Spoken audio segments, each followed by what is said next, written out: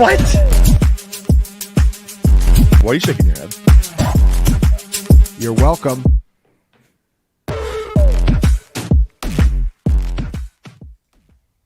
What is up? Welcome to Matchup Points, the Week 4 edition at FantasyPoints.com. I'm John Hansen, Graham Barfield, and Brett Whitefield. A couple of Fields over here, and Tommy T-Bone over here. Tommy Sway, the Sway Hey kid on the other side of the glass, just gave us some information from, high school that we're already using against him, or, I don't know, maybe we're supporting him. What's up, guys? You guys ready to rock and roll?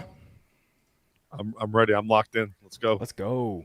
Yeah, let's hurry up so we can finish and sit back and watch the game as we kick off the week in New Jersey as the Cowboys face the Giants. Graham, I'll go to you. Is there anybody on the planet who follows the NFL who does not expect CeeDee Lamb to go off tonight? That's my question to you. Maybe one person who's going to be wrong. Yeah, this is just a really good spot. Lamb's due. It's been a little bit of a slow start, kind of like last year, but just such an amazing matchup. Giants are playing a ton of one high, and Lamb is just absolutely shredding one high. His efficiency drops by like 40% when they face too high coverage. But yeah, amazing spot for Lamb. John, what do we think about Dak? Obviously, little slow-ish start, but got there with the volume. It's a kind of a thin week for quarterback. I think I'm playing Dak tonight. Yeah, I've got him in my own little ranking spot here. Where the hell? QB 10. I think it's a good matchup. The Giants are, where are they in the pass rush? Not great, or middle of the pack. And I think some secondary guy is going to do something, whether it be Tolbert or Cooks. I consider Cooks and wouldn't be shocked if he does it, but Tolbert is younger and more ascending, and we worked that out. We're going with Tolbert as the Thursday night special. And Brett, on the other side, you seem to be somewhat enamored right now with Devin Singletary. I like the way you set that up. Yeah, I wouldn't say enamored, but this Dallas run defense is awful, guys. It's legitimately terrible. They get run over by everybody. It was going back to last year. They're allowing 3 yards before contact per carry, which is absurd. And listen, Singletary looks pretty good when you put on the tape. It's kind of impressive. Oh, sure. He's top 10 in forced missed tackles, top 10 in explosive run rate. And listen, the Giants just had a proof of concept game against Cleveland that has one of the best run defenses in the league, and they effectively ran the ball all game on designed running back carries in that game. So I think that duo-centric approach they hit with, it's really good against a Dallas defensive tackle unit that's just really bad. Yeah. So the O-line is looking a little bit better this year for the Giants? It's functional. Maybe pass protection still an issue. Andrew Thomas had his worst game of his career. But the interior guys especially are functional. Right. It's not easy to run the ball against Cleveland. So to do, I think both Tracy and Singletary averaged over 4 yards a carry in that game on like 20 touches. I mean, they had over 100 yards rushing against Cleveland. That's hard to do. Yeah. Well, Graham, back to you with the Malik Nabers matchup. I don't think they'll travel Trayvon Diggs, although they always could. But that's not what they do. But they are zone heavy, and Malik Nabers has done most of his damage against man. So I guess a good litmus test here. Still going to get a lot of targets. I personally like Wandale to catch 6 balls for 23 yards. But what do you think about Malik Nabers? Oh, we can't give Wandale the 24th yard, John? No. Give 26. Okay. He gets 1 extra yard after the catch. Yeah, Nabers, it is a little bit of a rougher spot. Diggs won't travel like you noted. He's off-ball corner, but leads all players in targets, 48% first read target share. I mean, I don't really think we need to say much more. Nabers getting a near 50% target share to start his career is just absolutely bananas. Ball is going to be funneled his way. I kind of think, real quick before we move on, I kind of think Giants are like kind of sneaky. I don't think they win the game, but I think they're going to be competitive in this game for a lot of the reasons that Brett lined up. But like this defense is not as near as good as they were last year. This secondary in particular, pass rush has been fine, but if anything, this secondary is kind of falling apart a little bit. Nabers should have his way tonight. I haven't paid close attention, but to right tackle, Brett, back to you. But all I know is I guess we're in good shape because we're starting not Evan Neal, right? I mean, how's it look there, right? I mean, because Andrew Thomas, I actually noted that. I'm not an O-line guru, but I'm telling you, like, before a lot of people knew Andrew Thomas, I was like, oh my God, this guy's really good. So we're good at left tackle, I think. Yeah, he got beat up really bad by Myles Garrett last week, like really bad. I think, not to cite a PFF grade, but I think he had a pass pro grade of like 0, and I'm not kidding. It was Andrew Thomas? Yeah, it was his worst game of his career by far. But man, I missed that. It's just one game. He's fine. Their pressure rate allowed this year is still really high, but some of that's Daniel Jones induced. Like there's some comical tape where it's literally quick game. Ball's designed to come out on the third step, and he just sits there and stares like a deer in headlights. And right. It's wild. I mean, he's getting pressured because he's only 3 yards behind the center. So I don't know. Some of it's on the quarterback. I do think the interior's playing better. Right tackle probably still a little bit of an issue. And Danny Dimes is not good against zone in general. Like, that makes sense. Talk about deer in the headlight. He does well against man. So that's why it's a very interesting litmus test and why they'll probably lean on Singletary as much as they possibly can. New Orleans Saints at the Atlanta Falcons next up. And by the way, man, we've got a boatload of injuries this week, and it's always tough to do this on a Thursday night. But let me see what's popping here injury-wise before we get into it. Well, I mean, got a couple of guys out of practice and I'm not sure about, like Demario Davis. But the O-line stuff, Ruiz, that's a problem. And then I see Bijan popped up on the injury report, so that's not great. But Brett, where do we go from here with the Saint offense, after last week? And how do we relate it to Atlanta? All of a sudden, they're like blitzing. What do you think about the Saints' chances here? Olave, the data does show Olave. This could be an Olave game with the cover 3. Yeah, this is a big Olave game. He gets like almost a 50% boost in fantasy points per route run against cover 3, or against single high, I should say. Atlanta's going to sit back and play a lot of single high, so I think this is definitely an Olave game. Here's the thing, though. Shaheed kind of has an overlapping skill set there, so it could also favor Rashid Shaheed quite a bit. He's specifically good against cover 3 throughout his career. So this could be a good week for the New Orleans Saints to get back on track after kind of an interesting week last week. So we're not projecting a travel situation. Here's the thing. AJ Terrell does travel sometimes, and I don't think he did kind last of pseudo travel. Yeah, but the thing is he's not, because they don't play press man, they play like off zone coverages, especially now they're a little more blitz happy too. They're giving their corner space. It's not that scary. Like he's a good corner, but it's just not that scary. Okay. And then on the other side, Graham, I don't know about you, but I just, when the data looked good for Drake London last year, AKA up against man-heavy teams, I just went with it, and it was a winner. So I don't know. I'm not that worried about Marshawn Lattimore. I feel pretty good about where Drake London is right now with Kirky. Yeah, I do too, John. I do too. Saints have always had a pretty good secondary, but they've given up some production as of late. Gave up 90 yards to Lamb, gave up 6 for 82 to Jalen Tolbert. Devonta Smith got knocked from the game last week, but he had nearly 8 catches for 80 yards. Separation stuff looks really good for London too. Really good. 12th among 58 wide receivers in ass when aligned out wide. So, he's getting open against, corners on the boundary. And yeah, to your point, this is a pretty good spot. Huge first read target share for London. Last 2 weeks, it's up to 43%. It's borderline wide receiver 1 stuff with London. This is kind of what we were drafting him for in the second round. And Cousins just kind of continues to slowly ascend. This is the usage. This is the type of player we were expecting.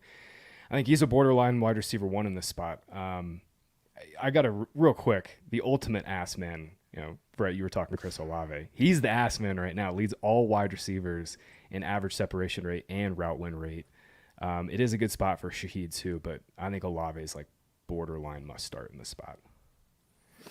Yeah, we did have that data on Shaheed. His splits against when pressured drop off a cliff, and apparently Atlanta is blitzing a little bit this year. Brett, anything on Kyle Pitts? I think it's now starting to kind of come to the surface. Like, why are we playing this guy like a wide receiver? I don't get it. I mean, he's not making contested catches. I mean, I've been saying the guy's soft, honestly. I'm just frustrated, but I mean, is there any hope based on what we've seen thus far? there's hope if they use him right. And here's kind of what I'm really seeing on tape. The more I really process this out, the new modern tight end is smaller, 6'3", 6'4", 240. What that allows him to do is get in and out of breaks and slam the breaks really fast. Right. So much zone coverage being played. You need to be able to hit the breaks and find those soft spots in zone. Kyle Pitts isn't that guy. He's a huge frame, really long legs. Angular. It's like slowing down a semi truck for him. And he's more of like a Gronk style player, where if you're going to get him up the seam and get him on verts and crossing routes, that's great. If you can hit him in stride, it's great. If you're asking him to slow down though and show you straight line guy, it's just not going to be there. And until they start using him like that, I mean, we saw it last week. He had the 52-yarder on a vertical route. Right. I mean, that's how he needs to be used. Unfortunately, they need to go revisit some New England Patriots Gronk tape and get some ideas for how to get Pitts involved. Good call. Yeah, I totally see that. Let's move on here. The Week 4 edition of Matchup Points here at FantasyPoints.com. Bengals and the Panthers. Andy Dalton revenge game.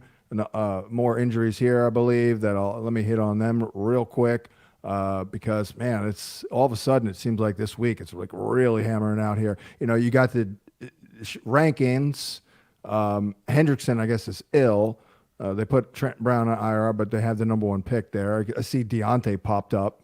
Nothing of note here otherwise. But Brett, to you think this should be the highest point total on the board? So you're liking both offenses here. Which one do you like more? I mean, it's got to be the Cincinnati Bengals, right? Yeah, of course. They have the more talent on that side with Jamar Chase and Higgins. Now, I will say, looks like right tackle is a big issue for them right now. Trent Brown out for the year. Amarius Mims likely to miss the game, right? So they might be starting Graham Barfield at right tackle, and that's probably a big problem for them. Yeah. However, don't want that. You don't want that. Carolina literally can't cover anybody. Cincinnati literally can't cover anybody. So this should be a shootout. I mean, I think there's going to be just bomb after bomb in this game. It should be fun, man. Yeah. The way Dalton's willing to attack the middle of the field and hit the seams, like that plays right into what Cincinnati's not good at right now. So I really feel good about this game hitting the over. One more to you, Brett. Here's my take on Chase Brown. I don't understand why they're not using him in the passing game. I thought that was kind of part of the appeal. I just think his patience is not very good. I mean, he does seem to be a guy who just gets the ball and sprints to the hole kind of a thing. Any thoughts? I mean, it's a little weird that, he hasn't been a factor in the passing game. Again, I think Zach Moss actually looks pretty damn good. Yeah, Moss is looking pretty good. You still think in the run scheme, I think Chase Brown's still a better fit, but you mentioned the patience. I think they want Brown to earn the trust, and he's not really. I think it's a pass pro issue, John. Like, he is not. Okay. When there's a check at the line of scrimmage, he's not patient to wait to find his guy like a blitzer. He's literally just releasing into his route before he should be, essentially. And I think that, and Burrow, a guy who takes a lot of hits, like you want to keep those hits off of him, right? So free runners equal no good, and I think that's probably his biggest hindrance right now. And Zach Moss is a very good pass protector. So yeah, I think that's probably the big difference right now. Brown struggled in pass pro last year too. I mean, this was a problem for him last season. It's just kind of leaked into this year. That was my thing, Brett. Like, I kind of think it'll be Zach Moss on early downs and goal line. I think that'll be the first thing they do for sure. But if Brown can improve in pass pro, like, he'll have a chance to be the workhorse, and that just hasn't materialized. I think this is the T. Higgins game, y'all. This is the T. Higgins game that he wakes up. Panthers boundary corners can't cover him. J.C. Horn is really struggling. Higgins last week, full-time role, 90% route share, got 1 fewer first read than Chase. 2 end zone targets last week for Higgins as well. It's a really rough week for receivers, but I think T. Higgins is a phenomenal play. As is Deontay. Yep. Yeah, Deontay is Deontay's like top 10 this week among receivers, like locked, borderline must play. Yeah, it's amazing what competent quarterback can do, and he just missed on a second touchdown last week too. Thank God for the red rifle. Brett, do we trust Mike Gesicki, aka Flash Gesicki, right now? I've been giving him love for 2 weeks. I'm like, I kind of think this is going to stick here. I know they throw to the tight end a lot, but they also throw a lot. Yeah, I'm getting there with Gesicki. We talked about it on your Wednesday show, and Here's the thing: Cincinnati wants to get guys in space. They want to do these 3-by-1 bunches where they're tight end on a wheel route, and that takes a lot of athleticism and verticality, right? And Gesicki, we know he has that. It's the one thing he can do is get upfield quickly. He was open on a bunch of throws that Burrow just went somewhere else. And he still had a good game despite that. So I'm starting to really feel it with Gesicki. I think this might be here to stay for sure. I think they kind of maybe wanted Irv Smith to be kind of like that back in the day. You know, I actually thought Irv Smith was going to be a good player, but I don't know what the hell happened there. Well, I think we can move on. Chuba, smoke him if you got him. I mean, one more week with Chuba, I guess. Maybe 2, 3. I mean, Graham, what do you think? Brooks, what did he? I talked to Doc Addicts this week. He doesn't have a great feel for it. It seems like it could take 2 weeks, could take 4 weeks, but he is a young guy. Yeah, 10 months removed from the ACL surgery. Again, I'm not a doctor. I just listen to what Edwin says, and Edwin's been telling me for months that Brooks should be good to go come week 5. Yeah. And I think he'll get a part-time role next week. Right. But I think we're kind of anticipating like week 8, week 9. That's when it's the Jonathan Brooks show. Chuba finally did break free of Sanders last week. Those 2 split carries in the first 2 weeks, but that kind of changed a little bit last week. Sanders did get the goal line carry, but this is definitely I think smoke him if you got him one last week with Hubbard at RB2. Yeah, amazing. Hubbard, all of a sudden, competent quarterback play. All of a sudden, Hubbard's not bad either. By the way, Yeah, exactly. Yeah. No coincidence. No coinky dink. Rams at the Bears. Injury wise for these teams here, let's take a look because again, we got a boatload of them here. Not much for the Rams. I guess this is a pretty light one. I see a bunch of dudes on the report, but no one of note. All right, well, I guess we can talk about Caleb Williams. I'll go to you, Brett. Are we getting a little bit better? Are we making incremental progress? Probably hard to say, but I would have to, from my perspective, it definitely seems like he's getting better more than it seems like he's getting worse here as the season has progressed. No, I think last week was an abomination, to be honest with you. The Indianapolis Colts have one of the worst secondaries in the league, and Caleb Williams and Anthony Richardson decided to take turns to hold my beer moment of, here, let's see who can throw the worst pass possible. It was bad. So he got worse. He's getting worse. I think his 2 interceptions last week were by far his 2 worst interceptions of the season. So the second one especially. The second one was yes. It's like, man, it's like you. What are you playing? What are you, an actor playing a role of a rookie quarterback? Like it's like he's showing every sign of like the classic rookie quarterback. Well, he left a lot on the field last week too. I mean, he had some plays to Odunze that I thought could have popped. On scramble drill too, which that's good at, right? So he's missing throws. He should be missing. I mean, it was. That was just things. a We were display. kind of on it. We were kind of on it last week. I mean, for fantasy, the production was there, but I'm with Brad. There's not been a whole lot of positives. The offensive scheme has not been great either. We were talking about that last week. They'll get Keenan back, which I think is huge for them. Just a little bit of kind of route layering, but in his defense, though, they literally have the suckiest run game in the league this year. It's got to be up there, man. I mean, DeAndre Swift stinks. I mean, so it's Roschon Johnson time here. So, that can't help Caleb Williams, Brett. I mean, they can't run the ball at all. I mean, Swift is pathetic right now. Yeah, it's definitely not helping. I mean, you're basically staring down 3rd and long on every 3rd down. It's tough. It's exhausting for the quarterback. Yeah. I will say this is a good spot, though. I mean, Rams defense is not great. Their secondary is not great, but I'm not excited to play Caleb Williams. That's for sure. I will say this too. He's doing it without Keenan Allen, the supposed quarterback's best friend. So let's presume that he gets Keenan Allen back. The Rams play their zone. Keenan Allen, right? I mean, wouldn't you think Keenan Allen would be kind of active, right? Logically, if they're playing. That makes a ton of sense. The problem is we've never seen Caleb use a receiver like that ever. Right, going back to college, like he doesn't.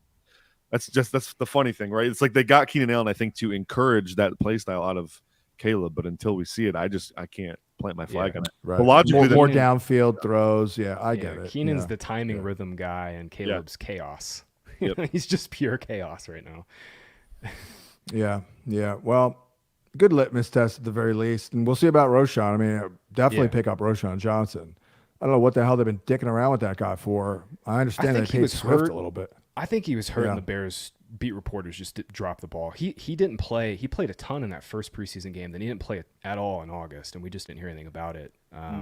So there was something. Graham, I mean, what do you have on the Rams other than Kyron, who keeps freaking churning it out, man? Yeah. Maybe Parkinson. What do you think about 2-2? What do you think about 1-1, 3-3? Demarcus Robinson. I mean, to me, it's 2-2 is somewhat intriguing. I picked him up in a 14-team Skank league this week. Yeah, I do like Parkinson again a little bit. Chris kind of talked me back into him. We were going through projections this afternoon. Rough spot last week against the Niners. Obviously, Fred Warner's just an eraser in the middle of the field, but we know Parkinson's going to be out there. That's like half the battle with tight ends now. Parkinson's route share is leading all tight ends at 83%. He also tied 2-2 with 5 targets for team lead last week. Much easier matchup. Stafford's playing well, so I am playing Parkinson in a few leagues that I have him. Man, it's brutal though. I'm with you though. I think 2-2 is probably the top Rams receiver if you have to go there. He led them in first read target share in week 2 and last week as well. But man, I mean, it kind of feels like one of those things where, you know, Demarcus Robinson could rip off a big game. Tyler Johnson too. It's thin. Robinson and Atwell are clearly the top 2 wideouts though. Whittington kind of surprisingly didn't play that much last week, 35% route share. I guess Tutu would probably see fewer snaps against Jalen Johnson in theory as well. So that could make him a thing this week. Minnesota Vikings at the Green Bay Packers. And I saw my guy Schefter earlier today basically saying it looks like it might come down game time here. So I talked to Doc Addix. He feels pretty good about it. He even thinks that Jordan Love could play on a brace if need be and not be that limited. It's just really the escapability, you know, against that Viking pass rush. You certainly want that in your tool bag here if you're Jordan Love. Otherwise, you got to maybe go one more week of Malik here. Ivan Pace is out. I actually think he's kind of good, but he's probably a lower end linebacker, but he's out. I don't know about Darisaw. I guess he's got an illness.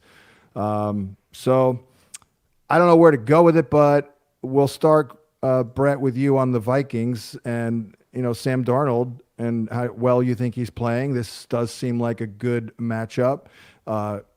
The Packers don't rush the quarterback all that well, right? And I believe they play a bunch of single high. So they could attack that with Justin Jefferson. Yeah, Sam Darnold's playing really well. He's playing with a ton of confidence right now, more confidence than we've ever seen. He's taking care of the ball better than he ever has. I think those two big things are correlating with his success by a lot. One thing about Green Bay, a friend of mine in the scouting business told me, hey, Green Bay's defense isn't as good as you think it is. Like, go watch the tape. Went and watched the tape, and what I'm finding out is that's true. They got leaky back-end issues. 70% of targets into their coverage right now, using the FantasyPoints data suite, are charted as open. So they're like, I mean, there's open receivers all over the place against them. They're giving up, I think they've given up 20 plays of 15 yards or more in the pass game right now. I think they've had some situationally good football on defense, which has allowed their overall stats to kind of be okay. But I do think this is a really leaky coverage unit. The middle of that defense, you know, they've got a rookie and Bullard. Keyshawn Nixon was not good last year, and those 2 linebackers really can't cover. So I think attacking that middle of the field, I think Justin will get a lot of targets over there. And then, you know, they like to set up those shot plays with Jalen Naylor now too, which is kind of fun. So I like Darnold, I like Jefferson, I like Naylor. I'm not afraid of Jaire Alexander at all. I'll tell you that. That's for sure. Well, Graham, I guess in the fantasy world, we're on hold. Even though Malik Willis did get a couple of completions last week. What are your thoughts here? Let's say it's Love in. Does that mean Jaden Reed must play? Oh yeah. I think yes. Yeah. Watson. What do you think of Watson? What do you think of Watson then?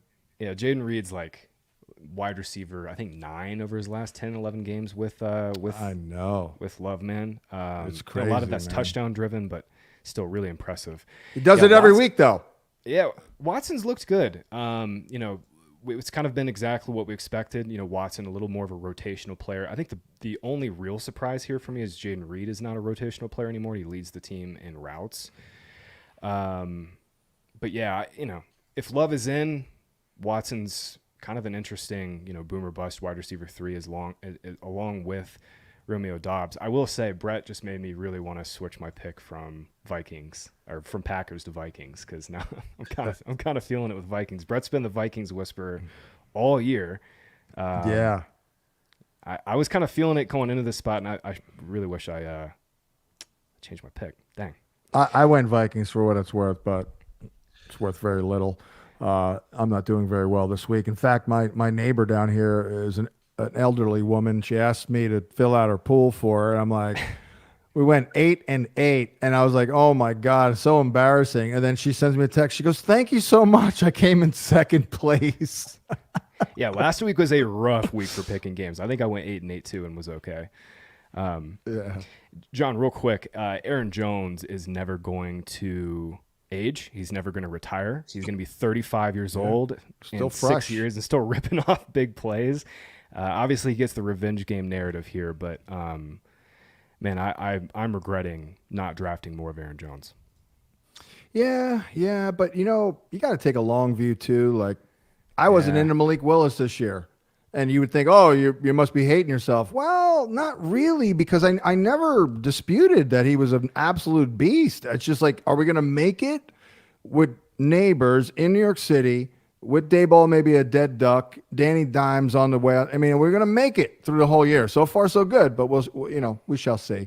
But yeah, part of the reason with Aaron Jones is the guy is never overworked. Like, it must be in his contract. Like, you can't give me more than 240 touches every year, or else you're in breach of contract.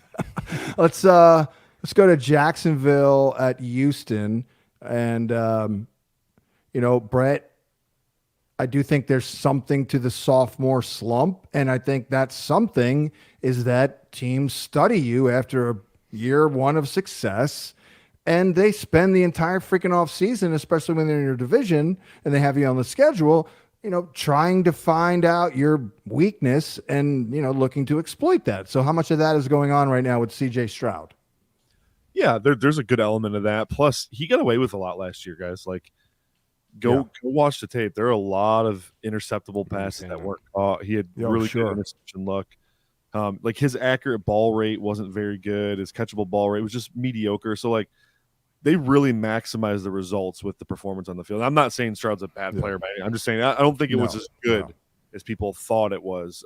So I think you're seeing just those two worlds kind of come back down to earth. I will say, though, I think he's going to just absolutely go off this week. And I know I've been lobbying Chris all day to bump CJ Stroud's projection.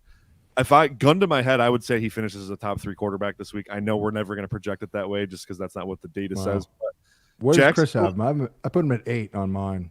8, okay. Jacksonville plays this old archaic Greg Williams style cover 1 defense where they're basically volunteering to play 10 men on 11. And I don't know why they're doing this. It's insane. Super high completion rate against them. They can't cover anybody. Big play galore. I mean, shoot, Josh Allen, I don't even think he broke a sweat and dropped 47 points on him. I mean, I think Stroud and Nico Collins and Stephon Diggs just come in here and just annihilate them. I really do think Stroud's going to have a massive week. Yeah, not looking good for Tank Dell, who was a DMP, the last 2 days, and same for Mixon and Pierce. Play. Yeah, Dell's not going to play, and this just leads me even more to Nico Collins. Brett just hit the nail on the head, though. I mean, Jags are playing way too much man coverage. They don't have the personnel to play man coverage because Tyson Campbell's out. Yeah. And Nico Collins over the last 2 years is the 3rd best receiver in football against man coverage, only behind Tyreek Hill and CeeDee Lamb by yards per route run. And it's also the type of man that Jacksonville plays. It is like there was a snap against Buffalo where their deep safety in cover 1 was 27 yards off the ball. Guys, we haven't seen this since the Jarris Bird Buffalo Bills era defense, which was almost 10, 11, 12 years ago? Who was Greg Williams' angel safety on all those teams? Wasn't it Jabril Peppers on all those teams back then? Well, it was Jarris Bird first, and then Jabril Peppers after that. Right. Yeah, that's right. It's unbelievable. How are we still doing this, Ryan Nielsen? It's crazy to me. But hey, I'm here for it, Brett. You know why? Because Nico's gonna lose his mind this week, baby. Yeah. I will say that one quick thing on Texans with no Dell. Diggs has been solely playing out of the slot, super low A dot. By ass, like his separation metrics aren't great, but they're not bad lined up outside. I think he's going to get more out wide snaps this week, which should help his ceiling.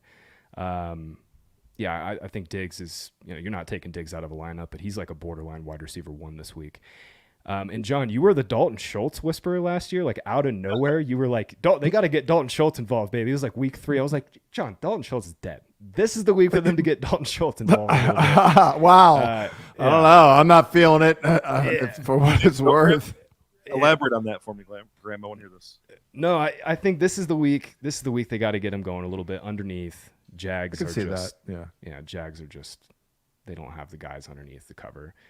I will say my concern, and this kind of leads to what Brett said at the top. Like my concern in this game is the Jags just get dusted. Texans don't have to do a whole lot, but Schultz underneath stuff with Diggs, kind of running more outside. I think that makes some sense. Him kind of taking over some of those old Diggs routes. Well, I'm still searching for my Skank tight end play of the week here, because we've been nailing that baby last week with Cole Kmet. I'm actually, I know a lot of people roster him, but would Isaiah Likely count, or is he too big of a name? I think he's too big of a name. Yeah, he's gotten dropped a little bit in some shallow leagues this week. Yeah. Not going to go Fanta Claus. It's not close enough to Christmas, but I'm still looking here. Can't do it. It's got to be. It's got to be November. Yeah, I know Fanta Claus. I can't believe that. Wasn't he a number 1 pick, Fanta Claus, or was it early 2? Was it early 2? Anyways, let's move on. I got distracted. Oh, one more. I did like Christian Kirk last week, and I kind of like him again here. Talk me out of it. You got Jalen Petrie dish out there dishing out points left and right to wideouts. Yeah, I mean, I've been highly critical of Trevor. I think you had like a 10-minute rant on SiriusXM this week about him. But here's the deal. This is the week for him to get right. Texans secondary is beyond leaky. I've been calling it all year. I called it with the Vikings last week. And Jalen Petrie is a big part of the problem. Jalen Petrie, Derek Stingley, and Kamari Lassiter on the season have combined for 1 forced incompletion. And they've been targeted a bunch, which means only 1 pass that's fallen incomplete is because of something they did. This trio is not playing well. They have Stingley playing the cornerback position like Darius Slay.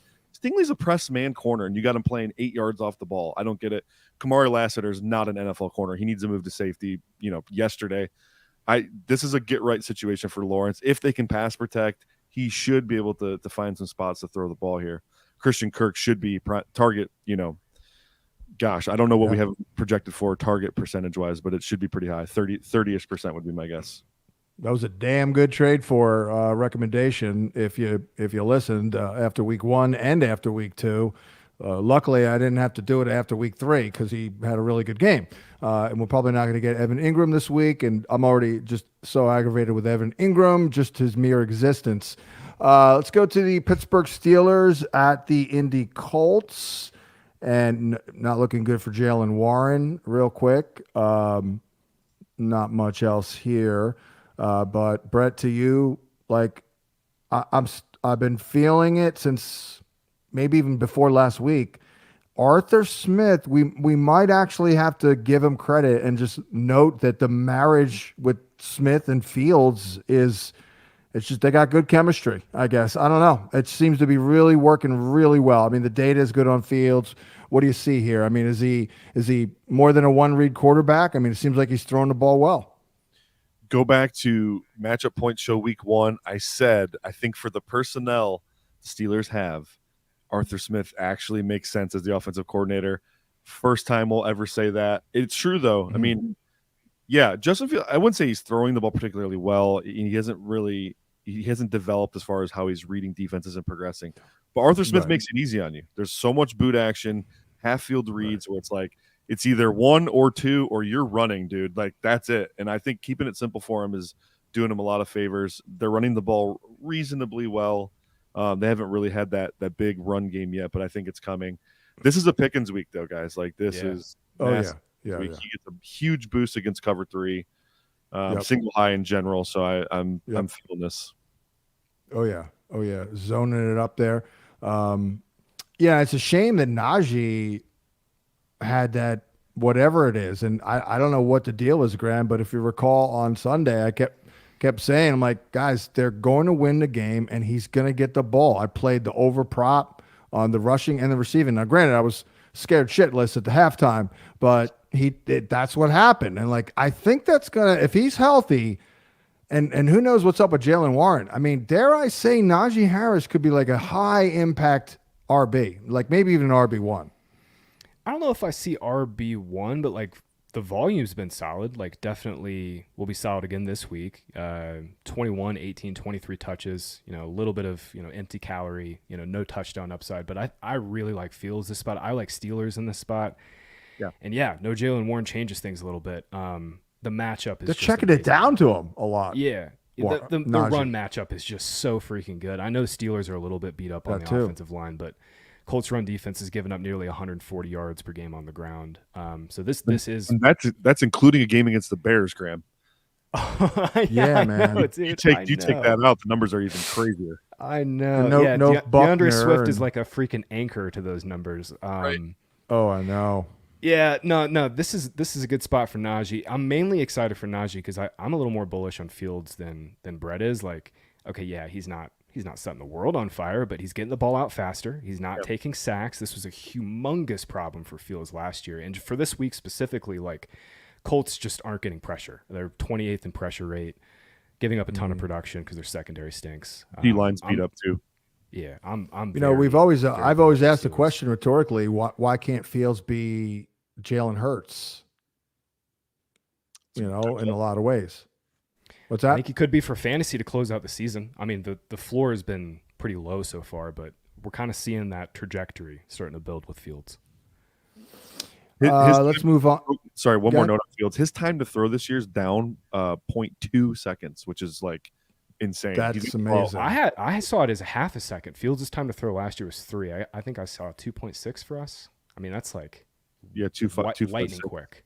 Lightning. By the way, not to back up, but I was surprised our data is not that flattering for Darnold's protection.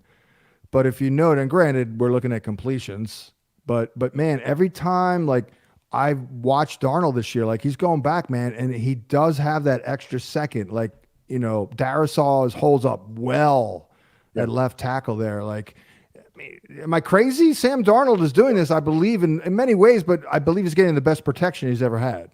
Yeah, you nailed it though. You said that extra second, and that's literal. He's holding the ball longer than almost any quarterback in the NFL. So, if he were to trim his exactly touched, I don't think so. Right. Yeah, there it is. I was shocked. I thought the pass pro numbers would be a little bit better, but it's probably Garrett Bradbury ruining that. Anyways, Denver at and by the way, Michael Pittman is dead this week against Joey Porter. Yep. And Brett, real quick, Anthony Richardson, like, is it so bad after you studied it and really poured yourself, got all up in there? Is it so bad that you literally cannot get yourself physically to start Anthony Richardson? Yeah, it's tough. This week. It's tough for fantasy, especially. Obviously, he's playing bad, but then you have the play calling issue on the side of that, which makes it worse. He's got 12 designed quarterbacks in 3 games. Why did you draft a 240-pound freak of nature to run him 3 or 4 times a game? You're right, but they'll probably get 9 of them this game. Yeah, that was my thought too. I think this is a week where they've got to get A-Rich the design carries. I'm not benching him for that reason. Like, they have to do something to offset this front 4 and TJ Watt. Like, they have to. They've got to do something, and it has to be the Richardson design stuff because, I mean, Brett, you said 12 design carries through 3 games. I think 9 of them were in week 1. Yeah, and what's crazy is 6 of those 12 have gone for 10 yards or more. He's got 3 over 20. I mean, it's just a huge part of their offense that for some reason they've just taken out the last couple weeks. Yep. I can't make sense of it either, but I know it's coming back. Like that, it has to be a huge part of their offense moving forward. Denver at the Jets. This won't take long. Mosley still iffy. I mean, Broncos. My guy Javante's dead. I believe Nate Hackett ruined that career. He looks like dog dirt compared to what he used to look like. I mean, maybe it's blocking. I'm sure that's not great. Well, he had a touchdown called off the board. I thought that should have been a touchdown. Then they gave it to Jaleel McLaughlin on the worst tossed play design of all time. That thing, I fell asleep. I fell asleep during that play and then woke up and still saw the end of the play. Yeah, and he's juking out some guy to get in the end zone. I couldn't believe how slow McLaughlin looked on. I'm serious. Like I couldn't believe how bad he looked on that run. Yeah. Anyway, Sean Payton's already responded. Tyler Bidet is, got Bidet. the kind of he's clean the up shit. work. Yeah, he's not baddie. He's not baddie. He got the cleanup stuff. I think he's worth a stash in super super deep leagues. But yeah, this backfield has just turned into a nightmare. Cortland Sutton, welcome to the sit list this week. DJ Reed, Sauce Gardner, no fly zone, no thank you. On Jets side, I wanted to ask Brett about this matchup for Garrett Wilson. Obviously, he's going to see the Surtain shadow. Wilson's getting all the first reads, a lot of the schemed stuff, but he's run into a couple tough matchups. This is another one here. Here's the problem with Surtain right now, and he's actually been debated on Twitter all week long. I don't know if you guys have seen this. I think PFF have him graded like as the 89th best corner in the league.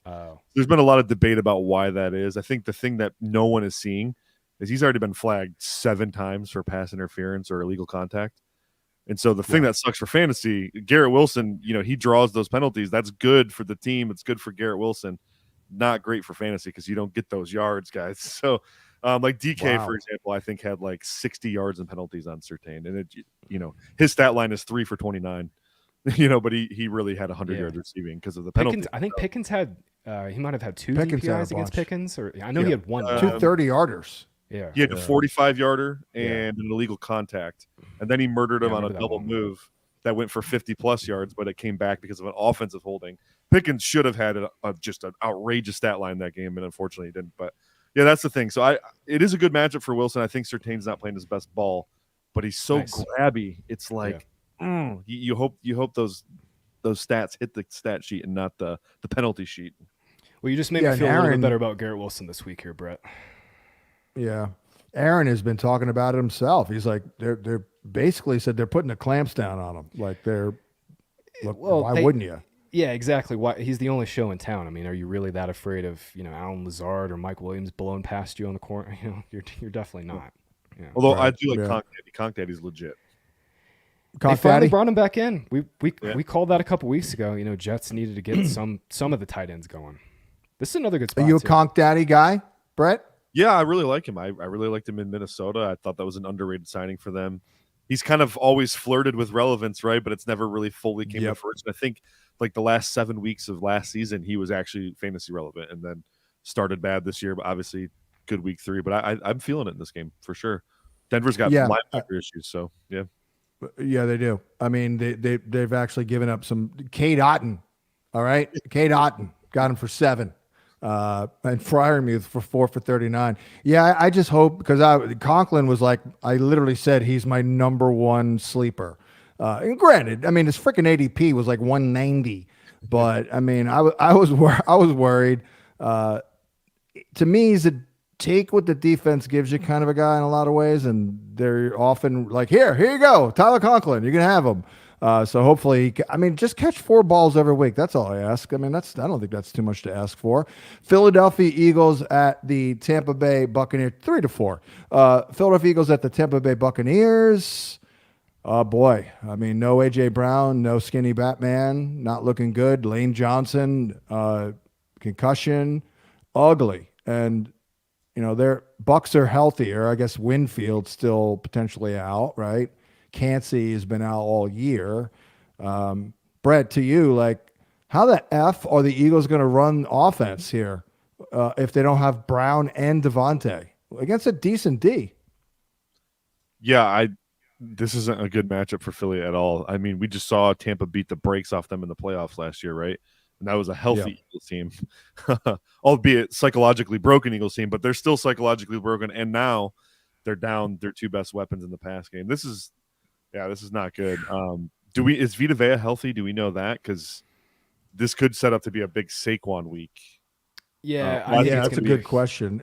He's been limited. Huge Saquon game. Yeah, no Vita Vea last week, but he's been limited. This week. Okay. Yeah. Saquon. I'm just taking the L on that one, man. Looks incredible. You didn't like him this year? No, yeah. Oh, I was afraid that the Penn State Saquon did not exist anymore, and he he is shoving it down my throat. Wow. Absolute. And for me man. as an ageist, I was actually in on Barkley and Henry. They were on my list. I was in. I was in. I just every situation's different. Henry scared me, and I'm still not too afraid of the Henry fade, but the Barkley fade objectively scared me, and he is incredible.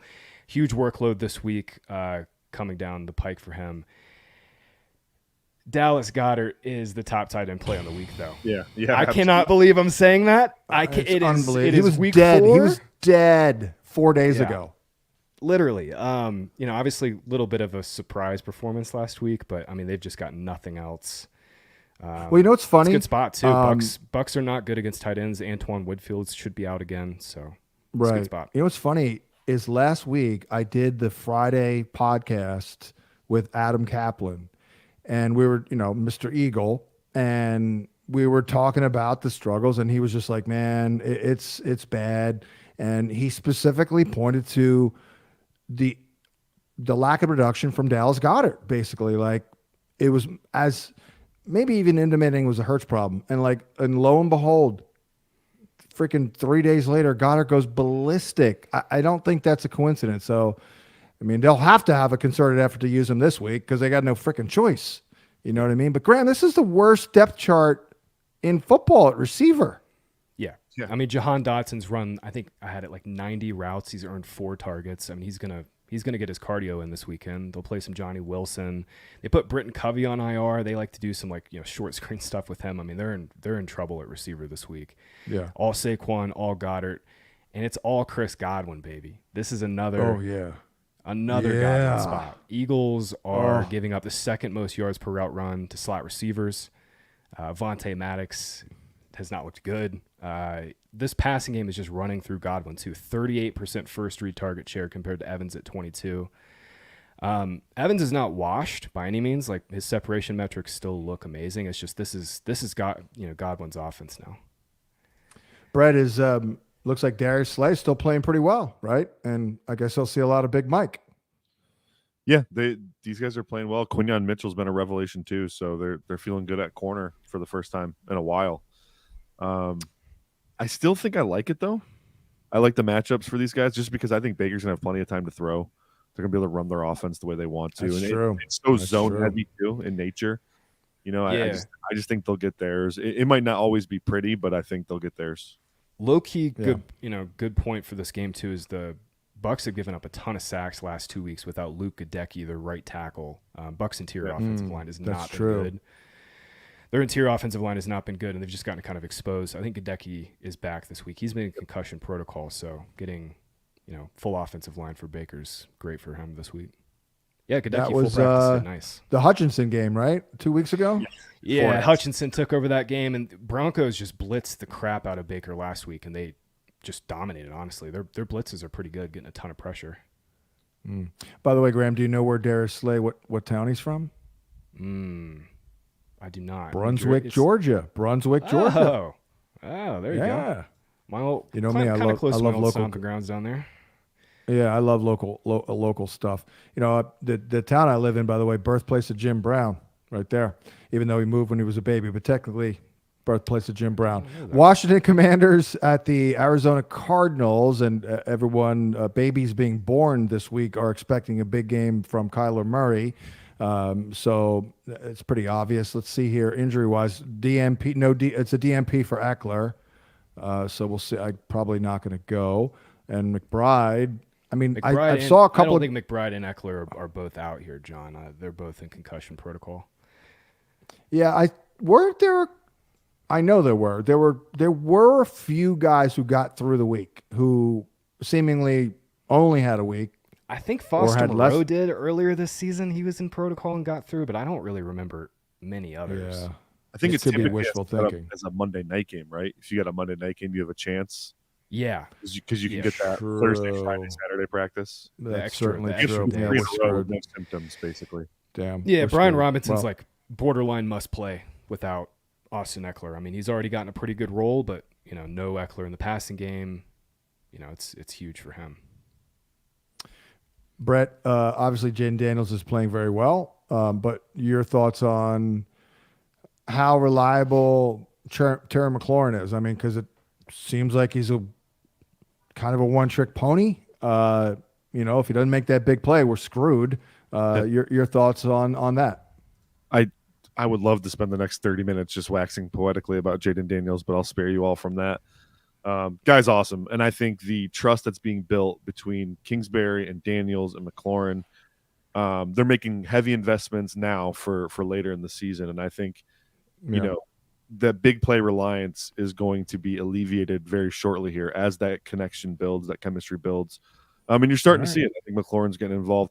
Dude, two of the best pass plays of the week were Daniels to McLaurin this past week. So I'm very excited. I'm pretty bullish on McLaurin going forward. I think this just gets better and better and better as the season goes on. Luke McCaffrey has flashed a couple of times. I'm like, wow. I thought he'd be a little bit more of a project, but that was interesting, I thought. Rookie leader in ass right now. Yeah, he is. Love that ass. Well, Zach Ertz, I don't know about this one. The Cardinals have been somehow good against tight ends, but he has been very effective. Again, I predicted after week 5 he'd be the tight end 9 in your league, and he's tight end 9 through week 3. So we'll see. Otherwise, obviously Marvin Harrison. Is this the best matchup possible for Marvin Harrison, Brett? It's the best wide receiver matchup of the week, in my opinion. The Commanders have given up 18 plays of 20 yards or more in the pass game already. That's 20 air yards or more. They're horrendous. This is crazy. And on top of that, they have a pressure rate of 23.8%. This is just Kyler, Marv playing backyard football all game long. I know we've been trying to get Marv bumped in the projections for this week as well. Scott has been lobbying for that. So I love that I don't have to hear those anymore, by the way. It's phenomenal. Weight off your shoulder there, right? Yeah. Oh, I love it. Well, where does he have? Because I have him at 6 on my board. I don't know. I think that's pretty high. 6. I think it's I got it up right here. 9. Yeah. Yeah. I got Jefferson, Lamb, Chase, Nico, Godwin, Harrison. It's just the spot. I mean, Evans hit him for 2 touchdowns. Nabers lost his mind. Chase lost his mind. Yeah. I also think Trey McBride's absence, like if you're absolutely desperate at wide receiver this week, you can play Michael Wilson just because they're so bad against boundary corners. Yeah. Yeah. In fact, if we pump up Marvin Harrison enough from now until kickoff, that guarantees Michael Wilson's going for 100. You know what I mean? Like that's how it goes in the NFL. You got to have the little contrarian brain there. But no, Michael Wilson, good separator. And they're just so bad on the boundary. This game should be really close too. I think this is a close, high-scoring, back-and-forth game. I missed a really great data point on the Cardinals defense too. We've charted 75% of the targets against their defense as open.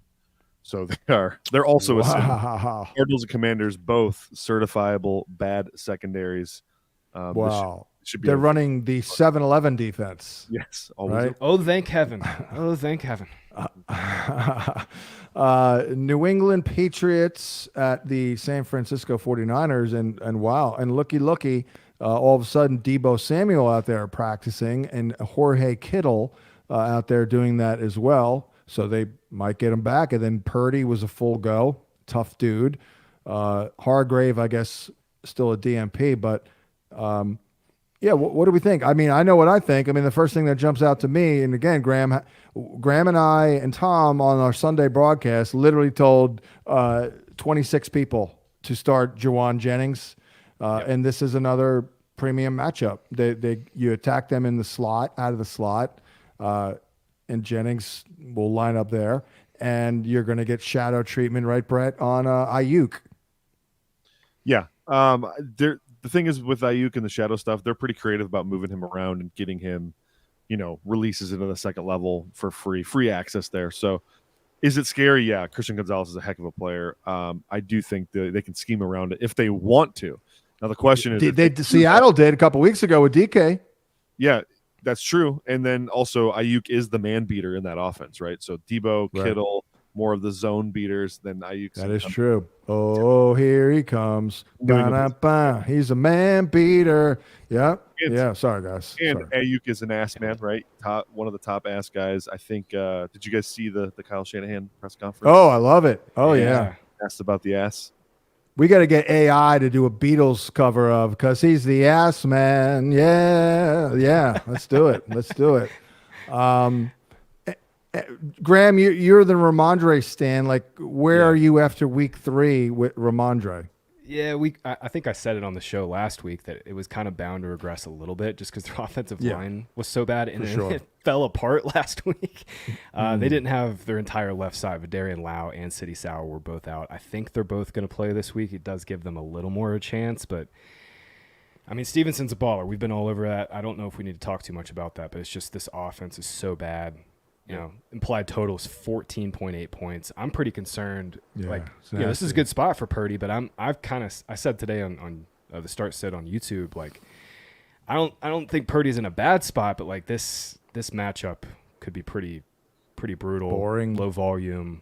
I don't know how much Purdy's going to have to do because Brissett is just freaking taking grenades back there behind this offensive line right now. Yeah. Graham, what do you think about Rhamondre's prospects here? I mean, you've been cracking the narrative on this Niner D for a little while there. You could throw on them if you could protect. I mean, what are your thoughts? They're not good against the run either, to be honest, and they're down. They're not great. No, they're not. I from a volume standpoint, it's going to be there for Rhamondre, right? The question is how efficient can he be? It seems like the efficiency should be okay.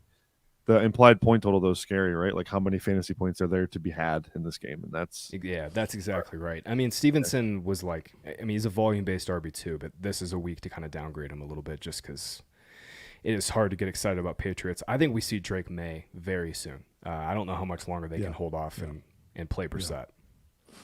I got to see where Chris has Rhamondre. I'm just curious.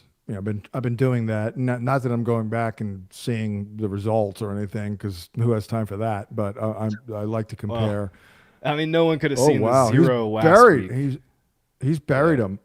He's got him at 28. Okay, that's low. I got him at 20, so it's somewhat close. All right, just checking. Bop. Let's go to, and by the way, Mason obviously going to get. Who are they going to give the ball to other than Mason? Problem is, though, Patriots, it's hard to run on them, man. Yeah. They held Reese under 4 yards of carry. It is hard to run on them, but it's hard to run on the Vikings too, and Jordan Mason looked incredible. He is such a good zone runner, man. Like, he is a natural zone runner. That is fair. So moving on to, I don't think we have anything else on this. Niners or Patriots are terrible. KC at the LA Chargers. Speaking of terrible, I don't even know where to go with this. I mean, the Chargers are absolutely screwed with their O-line problems and a bad matchup and a hobbled quarterback. So, I mean, geez, it's brutal. But, Brett, we might be a week or 2 or 3 away from a lot of people starting to notice, oh, look, KC's offense stinks. I know that seems a little strong, but what are you seeing? Because, again, I do find it comical that no one's making big plays anymore, yet everyone expected Xavier Worthy to make big plays.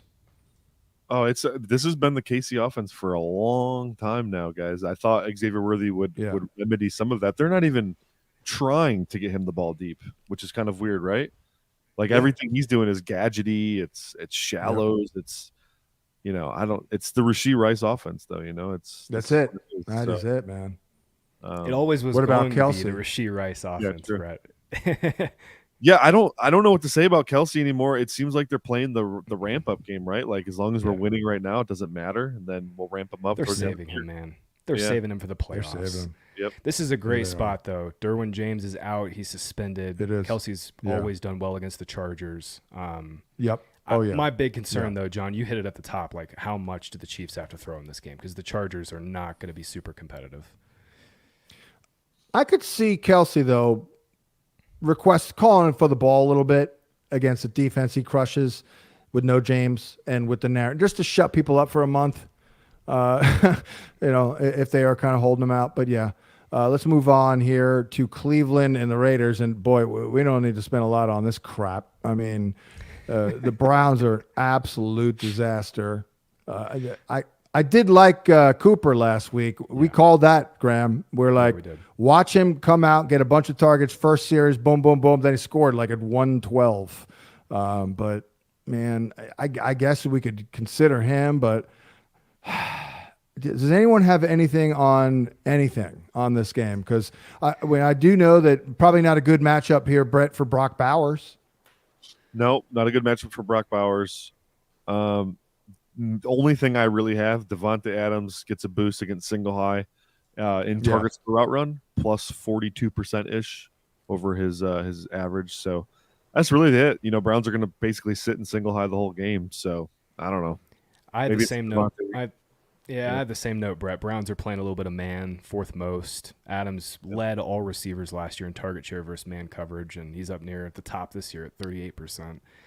I thought last week, I mean, we're close to getting AOC. I mean, Gardner Minshew is, man, oh man. I have PTSD from last week watching him a little bit. Man, it's brutal.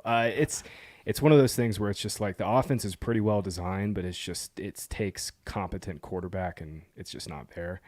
I will say, man, if we do get AOC, I always go back to what Devante Adams said this offseason. He was basically like, yeah, AOC's my guy. We've been training. Like, it seemed like he kind of was the hand-picked quarterback for Adams. So if there is anything moving forward, Minshew's like on the rocks.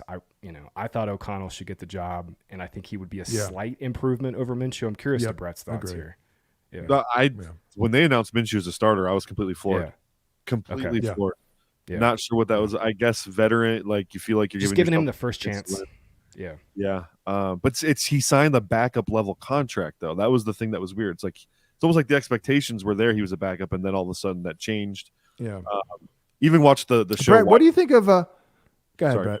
No, you go. Your thought. My point was. I was gonna ask you about O'Connell's mobility. Obviously, he's not a cat out there. I mean, but is it bad?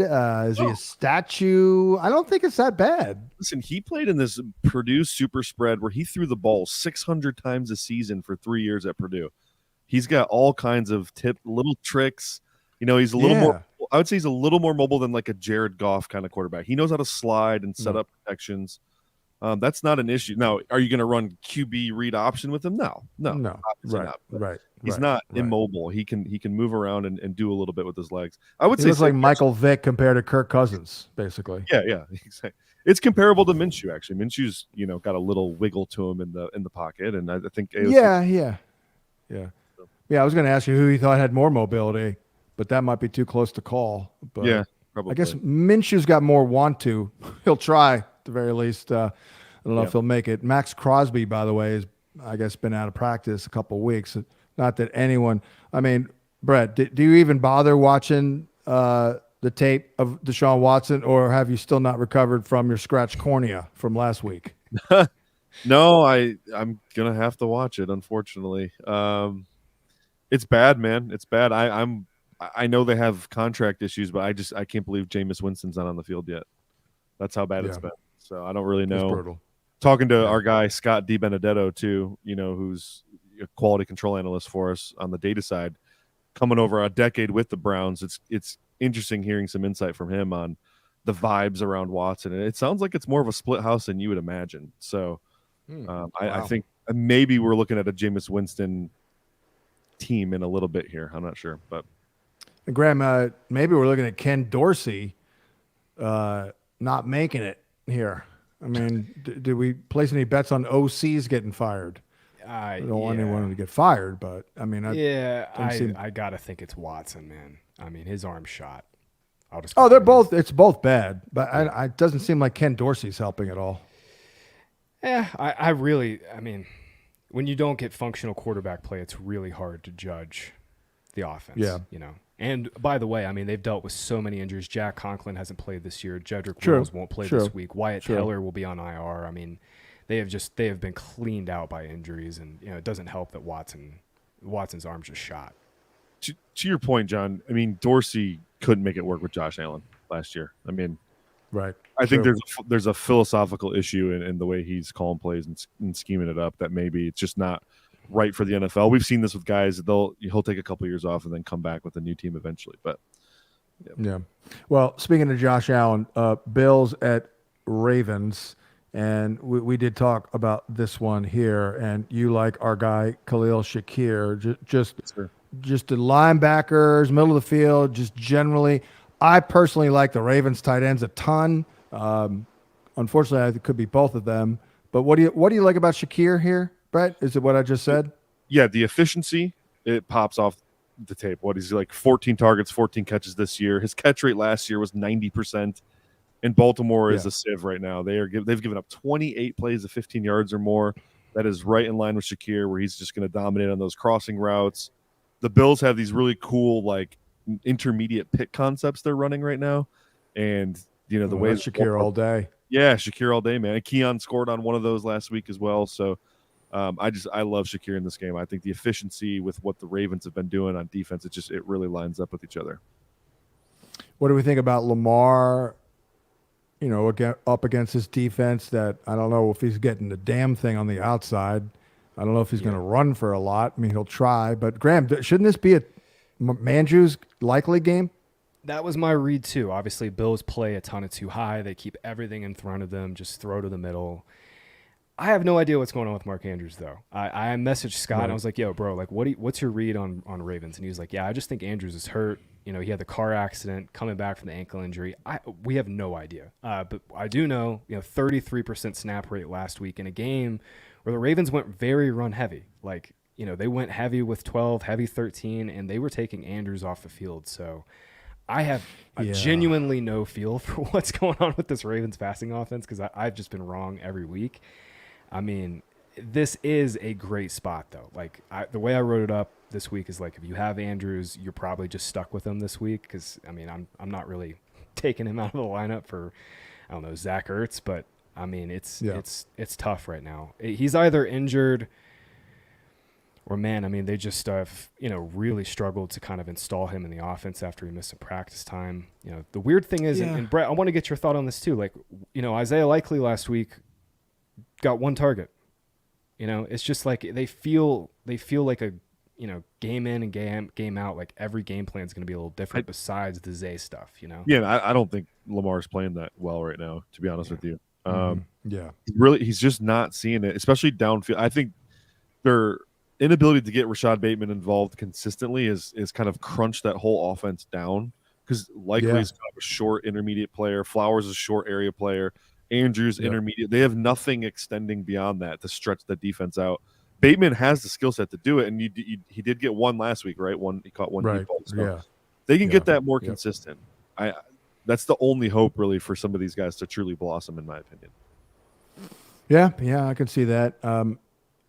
By the way, how about a little Dalton Kincaid action this week too? Yeah, this is those really linebackers. Good spot. Ravens have been really struggling. Gave up 9 for 98 to Brock Bowers. Ferguson had nearly 100 yards last week. I like Kincaid. I liked Brett's point on Shakir. I have to bump him up a little bit, but I wrote this up as a Kincaid game. Yeah, Tennessee at Miami. This will be a Pollard game, probably a Spears game. And for Miami, who the hell knows? It looks like Skylar Thompson, I guess, has a chance to play. We did get Jeffrey Simmons up on that injury report today, so that could be big. And then I guess Mostert might return.